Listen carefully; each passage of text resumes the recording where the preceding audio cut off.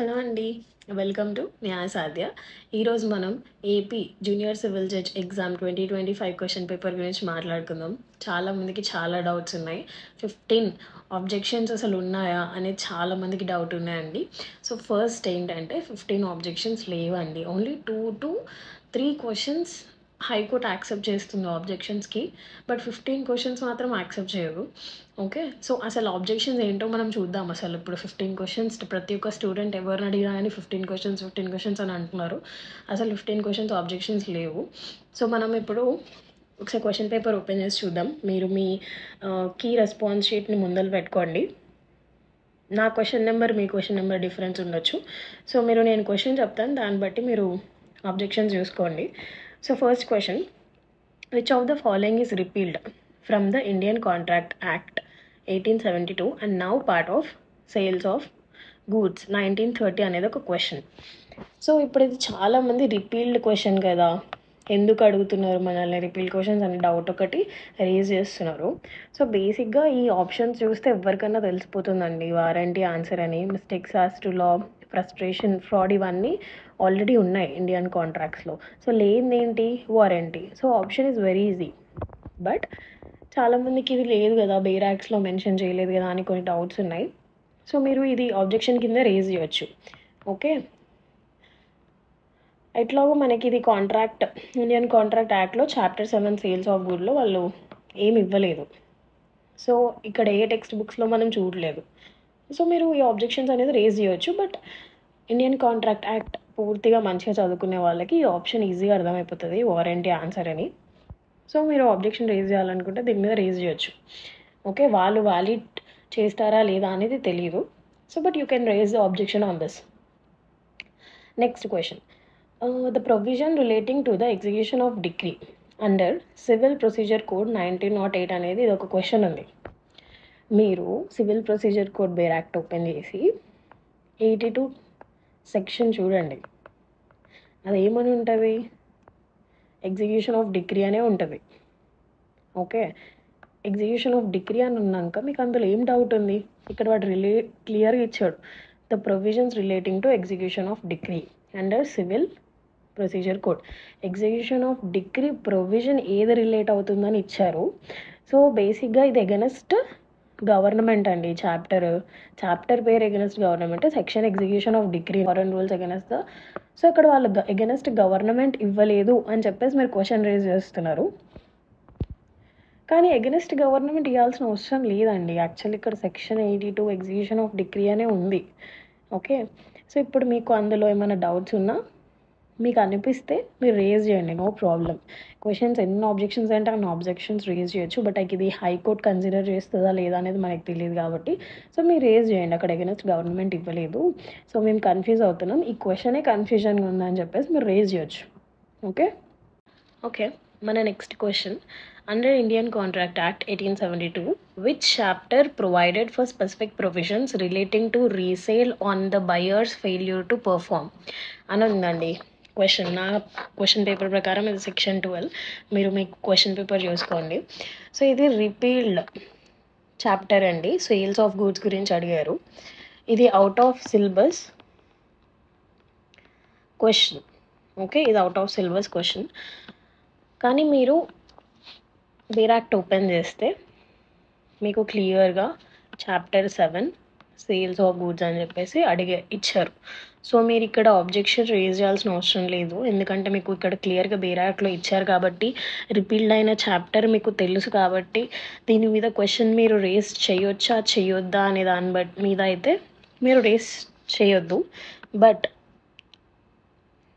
ఇది out of syllabus question కూడా అని కూడా మనం అనుకుంటున్నాం కాబట్టి మీరు ఈ క్వశ్చన్ మీద ఆబ్జెక్షన్ రేజ్ చేయొచ్చు.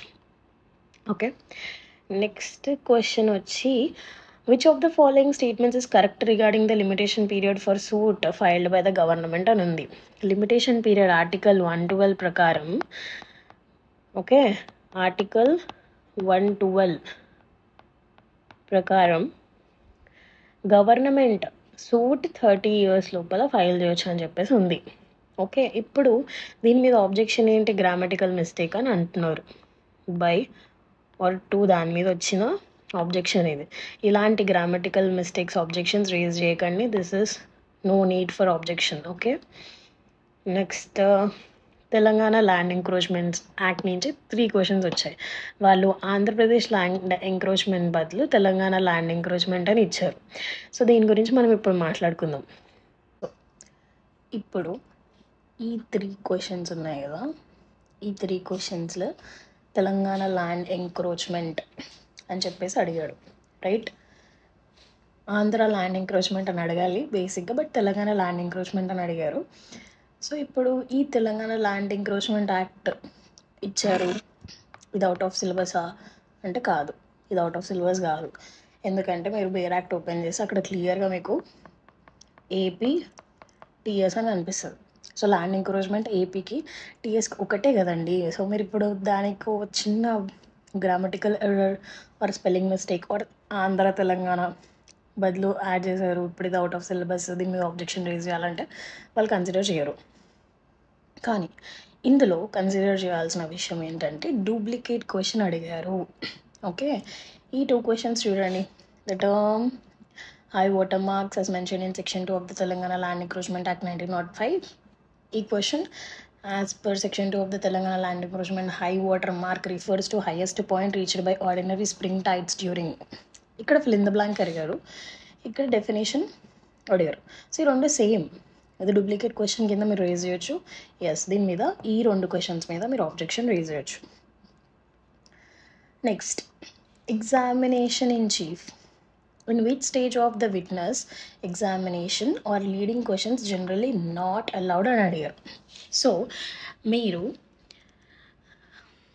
ఎవిడెన్స్ యాక్ట్లో 141 section and leading question order section open చేసి చూసుకుంటే, ఐ మీన్ ఎగ్జామినేషన్ నుంచి ఫ్రీ ఎగ్జామినేషన్, క్రాస్ ఎగ్జామినేషన్, ఇది ఒక ఆర్డర్ ఉంటుంది కదా, ఆర్డర్ సెక్షన్ ఓపెన్ చేయండి. ఓపెన్ చేసుకొని చూసుకుంటే మీకు ఫస్ట్ ప్రైమరీ స్టేజ్ ఏ స్టేజ్ అండి? Examination and chief. ఓకే, ఇందులో మీరు లీడింగ్ క్వశ్చన్స్ అడగొద్దు. నెక్స్ట్ క్రాస్ ఎగ్జామినేషన్, ఇందులో లీడింగ్ క్వశ్చన్స్ అడగొచ్చు. రీ ఎగ్జామినేషన్, అడిగిన లీడింగ్ క్వశ్చన్కి మీరు రెస్పాన్స్ ఇస్తున్నారు. సో ఇక్కడ ప్రైమరీ స్టేజ్ ఏంటి? Examination and chief. It is a clear cut question. దీని మీద ఆబ్జెక్షన్ మీరు రేజ్ చేయకూడదు. బట్ ఇన్ కేస్ మీకు అనిపిస్తే examination and chief, re examination రెండిట్లో మనం లీడింగ్ క్వశ్చన్స్ అడగొద్దు అని మీకు అనిపించింది అని మీరు దాని మీద రేజ్ చేయాలనుకుంటే రేజ్ చేయండి. ఆబ్వియస్లీ మీరు దీని మీద రేజ్ చేయొచ్చు question. Okay, but answer is examination chief because it is a primary stage. Okay, ఇది first stage. Next 225 of the Code of Criminal Procedure 1973, trial before which court shall be conducted by the public prosecutor. CRPC 225, in which court does the public prosecutor conduct the prosecution. ఈ 2 questions different అండి, same కాదు. ఇక్కడ trial గురించి అడుగుతున్నారు, ఇక్కడ public prosecutor ఏ కోర్టులో prosecution చేయొచ్చు అని అడుగుతున్నారు. ఇది మీకు 225 సెక్షన్ మాత్రమే same, question is different, question pattern is different. Okay, దీని మీద ఆబ్జెక్షన్ ఏం రేజ్ చేయకండి. అండ్ 151 సెక్షన్ కూడా అంతే. These 2 are different. సో దీని మీద కూడా మీరు ఆబ్జెక్షన్ రేజ్ చేయాల్సిన అవసరం లేదు. బట్ ఇన్ కేస్ మీకు సేమ్ అనిపిస్తే మాత్రం you can raise objections. And 151 is slightly same. Okay, you can raise objections. Juvenile justice care and ప్రొటెక్షన్లో అసలు అడ్మినిస్ట్రేటర్ అనే డెఫినేషన్ మనకి లేదు. It is out of syllabus. Okay, దీని మీద మీరు ఆబ్జెక్షన్ కంపల్సరీ రేజ్ చేయొచ్చు. Next, Hindu act. If an in state has left no higher qualified to succeed to his property in accordance with the provisions of this act, how such property shall devolve అని అడిగారు. Okay, అసలు ఈ 2 questions చాలా different అండి. Okay, ఇవే అండి objections. So ఈ objections అన్నీ చూసారు కదా, 15 ఆబ్జెక్షన్స్. సో దీని మీద మీకు వ్యాలిడ్ అనిపించిన ఆబ్జెక్షన్స్ మీరు రేజ్ చేయండి. నాకు వ్యాలిడ్ అనిపించిన ఆబ్జెక్షన్స్ ఏంటంటే ఇండియన్ కాంట్రాక్ట్ నుంచి 2 ఆబ్జెక్షన్స్ ఒకటి, ఇంకా తెలంగాణ ల్యాండ్ ఎంక్రోచ్మెంట్ నుంచి 2 ఆబ్జెక్షన్స్ ఒకటి, జేజే నుంచి ఒక ఆబ్జెక్షన్. ఓకే, సో ఇవి నాకు వ్యాలిడ్ అనిపించాయి. సో మీరు కూడా ఇంకా రిపీటెడ్ క్వశ్చన్స్ అనిపించినాయి, సో మీకు ఇంకా వేరేవి ఆబ్జెక్షన్ అనిపించినా కానీ మీరు రేజ్ చేయొచ్చు. కట్ ఆఫ్ వచ్చేసరికి మనకు ఐడియా లేదు, కట్ ఆఫ్ ఎంత ఉంటుంది అని చెప్పలేం. సో క్వశ్చన్ పేపర్ టఫ్ ఉంది అండ్ 50 పోస్టులు ఉన్నాయి కాబట్టి కట్ ఆఫ్ తక్కువ చేయొచ్చు. So don't give up. తక్కువ వచ్చిన వాళ్ళకు కూడా అసలు గివ్ అప్ ఇవ్వకండి, జస్ట్ మెయిన్స్కి ప్రిపేర్ అయిపోండి. ఓకే, ఒకవేళ మెయిన్స్ రాకపోతే వేరే తెలంగాణ పోస్ట్కో దేనికో మీరు రాసుకోవచ్చేదా. సో మెయిన్స్కి అయితే ప్రిపేర్ అవ్వండి, రిజల్ట్ వచ్చినాక చూద్దాం. అప్పటి వరకు టైం వేస్ట్ చేసుకోకండి. Thank you. Welcome to Nyayasadhya. Please like, share and subscribe అండి. ఇప్పుడు మీకు ఈ ఆబ్జెక్షన్స్లో కాకుండా ఇంకా వేరే ఏమైనా ఆబ్జెక్షన్స్ అనిపిస్తే ప్లీజ్ నాకు కమెంట్స్లో మెన్షన్ చేయండి, నేను కంపల్సరీగా మీకు రిప్లై ఇస్తాను. ఓకే, అవి ఆబ్జెక్షన్సా కాదా అని కూడా మీకు క్లారిటీ ఇస్తాను. ఓకే, ఇవి ఇంకా ఈ వీడియోస్ కాకుండా ఇంకా వేరే వీడియోస్ ఏమైనా సబ్జెక్ట్స్ పరంగా మీకు ఏదైనా సబ్జెక్ట్ అర్థం కాకపోయినా ఆ సబ్జెక్ట్ చెప్పమన్నా కానీ నేను ఆ సబ్జెక్ట్ ప్రకారం మీకు వీడియోస్ పెడతాను. Okay, please suggest me in the comments. Thank you. All the best.